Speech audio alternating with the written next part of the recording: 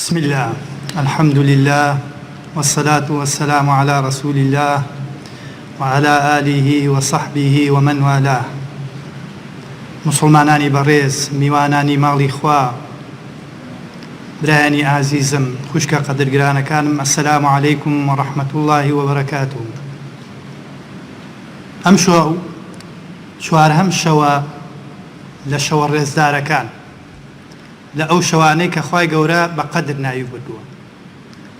لەبەر چییە؟ لەبەرەوەی ئەم شەوانە قورئانی تیادا بەسیوە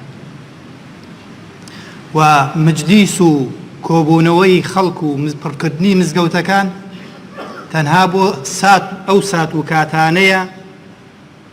کە ئینسان ئەو کاتەی دەستکەوێیە، ئەو دەقەی دەستکەوێت کە قورئانی تیادا بەسیوە. بۆیە برای بچووکتان لە خزمەتانە پێکەوە ئەچینە خزمەتی قورئانی پیرۆز، و لە قورئانی پیرۆز ئەچینە خزمەت سوورەتی غافر. سوورەتی غافر خۆی هەر ناوی غافر ناوێکە لە ناوەکانی خوای گەورە و سیفەتێکیشە لە سیفەتەکانی. سوورەتی غافر دوو ناوی هەیە، یەک ناویان ئەو ناوەیە کە بە ناوی غافرەوە، یەک ناویشان ئەوەی کە مامۆستا کازانی بەڕێز لە سوورەتەکە کە بانگی قەومەکەی کرد، المؤمن آل فرعون، واتە بە ناوی ئەو مؤمنەی آل فرعونە. سوورەتی غافر بە حروفی مقەطعە دەست پێەکە، واتە بە پیتە بچڕەکان دەست پێەکە. خوای گەورە لە 29 سوورەتی قورئانە بە پیتی بچڕ دەست پێەکە. و پێش قورئان، پێش ئەوەی قورئان بێتە خوار، بەلاغەتێک و زمان پاراویەک لە ناو عەرەبا بوو، بەڵام تا ئێستا و تا گەیشتوینەتە ئەم زەمانەیش نەیانتوانیە بەو پیتانە دەست پێ بکەن یا ئەو پیتانە لە ناو کتێبێکا بنووسن غەیری قورئان. بۆیە ئەو پیتە بچڕانە نیوەی کۆی پیتەکانی زمانی عەرەبی پێکەهێنێ. و لە سەرەتای سوورەتی بەقەرە دەست پێەکا بە ئەلیف لام میم، کۆمەڵێ سوورەت بە ئەلیف لام میم تێن، و کۆمەڵێکی تر لە سوورەتەکان بە ئەلیف لام ڕا دێن، کۆمەڵێکی تریان بە تا سین دێ، یا تا سین میم، تا سین میم. و حەوت سوورەت لەو سوورەتانە بە حا میم دەست پێەکەن. سوورەتی غافر یەکەم سوورەتە لە ئەو سوورەتانە، یەکەم سوورەتە کە بە ئەو پیتانە دەست پێەکە. مفەسیرین لە تەفسیری ئەم پیتانە بۆچوون زۆرە، بەس دوو بۆچوونیان ڕاجحە، زیاتر زانایانی مفەسیرین پشتیان پێبەستووە. یەکێکیان معناکەی ئەگەڕێنەوە، تەنها ئەڵێن خوای گەورە معناکەی ئەزانێت و هیچیان نەوتۆ لەبارەیەوە. و کۆمەڵێ مفەسیرینی زۆریش ئەڵێن ئەم پیتانە بۆ تەحەدا هاتووە، خوای گەورە تەحەدای قوڕەیشی سەردەمی مەکەی پێکردووە، چونکەم ئەوان هەر بە ئەو پیتانە شعریانە نووسی، هەر بەو پیتانە قسەیانە کرد، هەر بە ئەو پیتانە بەلاغەتێکی جوانیان بوو. بۆیە خوای گەورە ئەو پیتانە بۆ تەحەدا دێنێت. بۆیە دەست پێەکە لە سوورەتی غافرە فەرمێ حامیم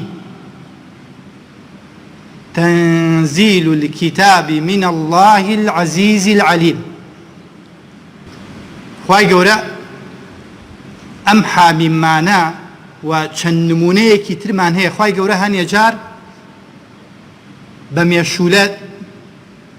بەڵگایەنێتەوە بۆ کافرەکان. بۆیە کافرەکانی زمانی قورەیش ڕەخنەیان ئەگر لە پێغەمبەری خوا صلی الله علیه وسلم، ئەیان و تۆ شاعیری، تۆ کاهینی، تۆ ساحیری. ئەم قسانە هیچی قسەی تۆ نییە، هیچی گفتار و قسەی تۆ نییە. بۆیە خوای گەورە لە جوابی ئەوانە بە حامیم دەست پێکە، ئەڵێ ئەو پیتانەی کە خۆتان پێی ئەدوێن و شعری پێنووسن، ئەگەر محەممەد شاعیرە ئەوە من لەو پیتانە قورئانم بۆ دابەزین ئەو قورئانەی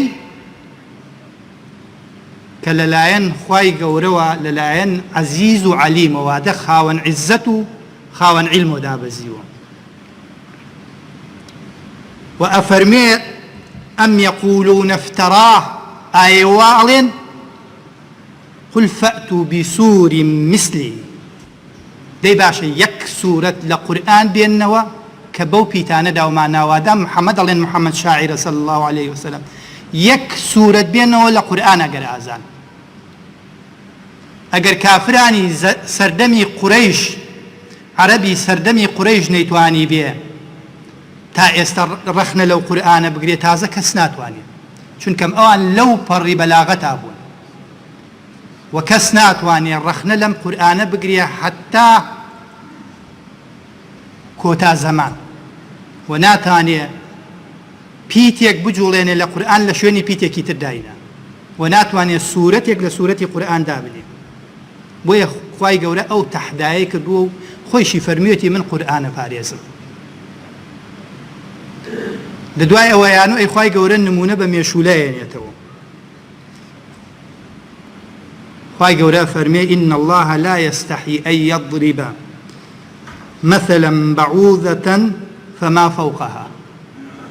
خوای گەورە هیچ شەرم ناکا لەوەی ئەگەر بە مێشولە بەڵگە بێنێتەوە یا ئەگەر لە مێشولە گەورەتر بەڵگە بێنێتەوە هەر ئێستاکە ئەو کەسانەی کە خاوەن سەنعەتن ئەو کەسانەی کە دروستکردنی موادی ئەلیکترۆنین حتا بچووک بێ زەحمەتترە دروستکردنی ئێستا مۆبایلێ بەو هەموو مواسەفاتەوە تایەتی لە سیارەیەک قوستر و گرانترە دروستکردنی بۆیە خوای گەورە لە گەورەی خوای گەورەیە بە چتی بچووک بەڵگایەنێتەوە بۆیە خوای گەورە لە دوای ئەم پیتانەوە لەم 29 پیتا لە 25 سوورەت کۆتا لە 25 سوورەت دوای ئاەتی ئەوە باسی دابەزینی قورئانەکە باسی ئەم قورئانە ئەکا کە ئێمە ئیمشەو لە یادی دابەزینی ئەوە کۆبینەتەوە ئەفەرمێ لە شوێنێکە یعنی ئەم قورئانە ڕوونە ئەم قورئانە لەلایەن خواوە یعنی 25 سوورەتیان لە دوای ئەم حروفانەوە باسی قورئانە باسی دابەزینی کتێب ئێمەش لەبەر دابەزینی کتێب لێرە کۆبینەتەوە لەبەر گەورەی ئەو کتێبە بۆیە 25 جارە خوای گەورە دووبارەی ئەکاتەوە معناوەیە شتێکی زۆر گرنگە پەیامێکی زۆر گرنگە بۆ ئەوەی ئێمە باوەڕمان بێ پیت بە پیتی ئەم قورئانە لەلایەن خوای گەورەوە هاتووەتە خوار ئێستا ئێمە هەمومان پرسیار بکەین ئایا ئەم قورئانە لەلایەن خواوە هاتووەتە خوارەوە بە دڵنیاییەوە هەمومان ئەڵێن بەڵێ هەموو پیتەکانی لەلایەن خوای گەورەوە هاتووە بە دڵنیاییەوە هەمومان ئەڵێن بەڵێ ئەی هەموو ئەحکامەکانی قورئان لەلایەن خواوە هاتووەتە خوارەوە بە دڵنیاییەوە هەمومان ئەڵێن بەڵێ ئەی برا بەڕێزەکانم ئەم قورئانە ئەبێ هەموو حرامەکانیشی بە حرام بزانین هەموو ئەمرەکانی بەوە بزانین بۆ سەر ئێمە و جێبەجێ بکەین ئایا خوای گەورە لەم قورئانە ئەمر ناکا غەیبەت نەکەین ئەمری قورئان نییە ئەی برا بەڕێزەکانم مسڵمانە بەڕێزەکان ماڵمان هەیە غەیبەتی تیانەوێ مجلیسمان هەیە تیانەبێت کۆڕ و کۆبوونەمان هەیە غەیبەتی تیانەبێ کێ ئەتوانێ بڵێ تیان نییە کێ ئەتوانێ بڵێ لەم هەفتا من غەیبەتم نەکردووە ئەی ئێمە باوەڕمان وایە ئەم قورئانە لەلایەن خوای گەورەوە دابەزیوە ئەی ئەوە ئەمری قورئان نییە ئەی نابێت جێبەجێکەین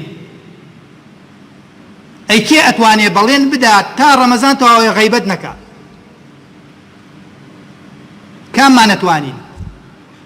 کێ ئەتوانێ ئەو بەڵێنە بدا توخوا براکانم دوو نەفەرمان کۆبووینەوە باسی برایەکی ترمانەکەین وانییە ڕەحمەتتان لێ وایە وانییە یعنی ئەکرێ ماڵمان مجلیسمان دەمەتەقەمان فەیسبووکمان هەمووی زەمی خەڵک بێ زەمکردن و غەیبەتکردنی خەڵک ئەمەنە ئاسایی بووەتەوە لامان قسە بە ئەئیمەی ئەم مسلمانان ئەکرێ قسە بە ئیمامی شافعی ئەکرێ قسە بە ئیمامی ئەحمەد ئەکرێ قسە بە ئیمامی مالیک ئەکرێ قسە بە هەرچی مەلای مێزەلسپی هەیە ئەکرێ وایە وا نییە ئێمە ئاسایی بوونەوەی غەیبەتە ئێمە ناترسین لە غەیبەت بۆیە غەیبەت ئاسایی بووەتەوە لەوان بۆیە گوێی نادەینێ ئەی باشە خوا نافەرمێ خوای گەورە نافەرمێ یا ئەیها الذین آمنوا اجتنبوا كثيرا من الظن إن بعض الظن إثم ولا تجسسوا ولا يغتب بعضكم بعضا ئایا پێت خۆشە گۆشتی براکەت بە مرۆتی بخۆی هەمومان ئەم ئاەتەمانە چەند جار بیستووە لەبەر خاتری ئەم ئەحکامە و لەبەر خاتری ئەم حکمەی قورئانە وازمان ناودووە لە غەیبەت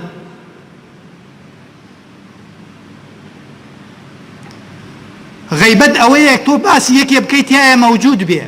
ئەگەر تایە مەوجود نەبێ بوختیانە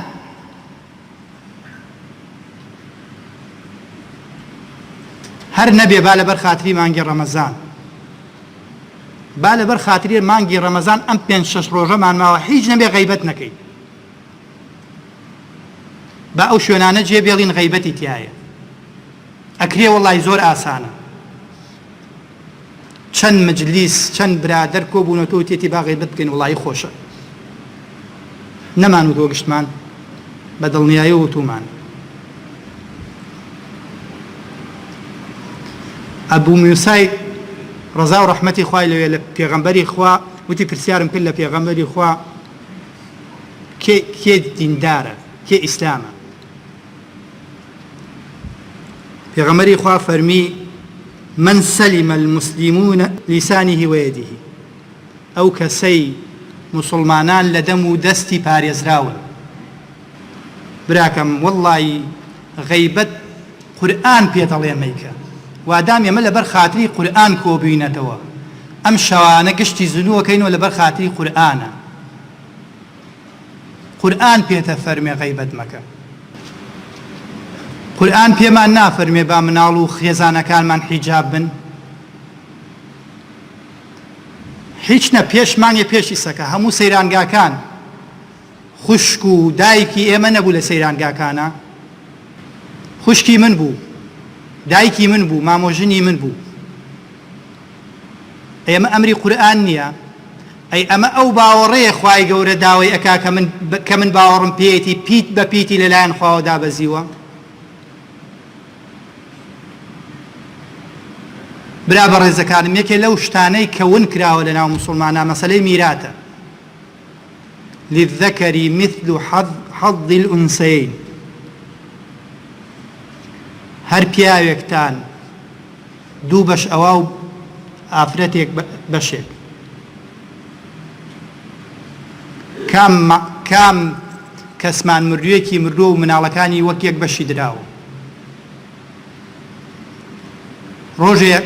لە مزگەوتی خۆمان دەرزی چەند تەلەبەیەکمان هەیە دەرزی میراتمان پێوت مامۆسایەدایە لا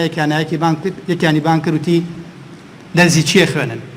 تەلەبەکە پێوت و دەرزی میراتە خوێنی وتی و بێ کاکە سیروان میراتی چیە خوێنی وەڵی مامۆستای وایە 50 ساڵە مامۆستایە زەلامێ نەچوو بۆ لای بۆ میراتی براکەم حەقی خوشکەکەت لەسەرتە داوتە داومە کاتێ باوکت ئەمرێت کاتێ تۆ بەشێکە بێ بۆچی ئەیبێ بۆ ماڵی باوکت ئەبەی لە پێناوی چیە لەبەرەوە تۆ کوڕی باوکتی خوا بەشی کچەکەی دیاری کردووە خوا بەشی خوشکەکەتی دیاری کردووە پێو داوە هەمومان ئیسەکە ئەزانین هەمومان شارەزاین ماڵ بە ماڵ کە کەس مردووە و ماڵ بەش نەکراوە یا برایەک دوان لەسەر ماڵ چێ ئەمێنێ و باقی برا و خوشکەکان بێبەشە ون لەو ماڵە زۆر جار خەڵک پرسیارەکە ئەڵێ ئەی عەزیز راعی بەشی ئافرەتی تایە ئەی برا بە ڕێزەکەم تۆ بە هۆکاری چی عەرزی باوکتە کێڵی پرسیارت دێکە نەڵێ بە هۆکاری ئەوە باوکمە ئەی ئەو کچی باوکی نییە ئەحکام زۆرە لە قورئانە ئێمە جێبەجێ ناکەین و دانیشتوین و باوەڕشمان وایە کە قورئان پیت بە پیتی لەلایەن خوای گەورەوە هاتوۆتە خوار جا ئێمە لە مانگی ڕەمەزانین لە کۆتاییەکانی ڕەمەزانین لەو کۆتایانەین کە خوای گەورە لێخۆشبوونی لە هەموو کاتەکان زیاترە ئەگەر غەیبەتی کەسێکت کردووە باسی کەسێکت کردووە بڕۆ گەرنی خۆتی پێ ئاساکە بە ئاسایی بێلات ئەگەر حەقی خوشکەکەت خواردووە لە میراتە هەر نەبێ پەشی نادەی دەگەرنی خۆتی پێ ئازاکە چونکە ئێمە لەبەر خاتری قورئان کۆبوونەتەوە لەبەر خاتری ئەم قورئانە ئێمە ئێستەکە خەومان لە خۆمان حرام کردووە براکانم مانگی ڕەمەزان مانگی بە خۆداچوونەوەیە ئەو مانگەیە هەرچیت کردووە بەرامبەر بە خەڵکی بچۆی یەکەم داوای لێبوردن ئەو کەیت و حەقەکەی بدەیت و دووەم داوای لێبوردن لە خوا بکەیت بۆیە لە کۆتایی محازەرە وتارەکانە داواکەین لە خوای گەورە لە گوناحی دایک و باوکمان خۆش بێ لە گوناحی موسڵمانان خۆش بێ لە گوناحی مردووی هەمومان خۆش بێ لە گوناحی ئەو دایک و باوکانەمان خۆش بێ کە مردوون لە گوناحی ئەو باوک و دایکانەمان خۆش بێ کە زوندون خوایە گیان ڕەحم بە مناڵەکانمان بکە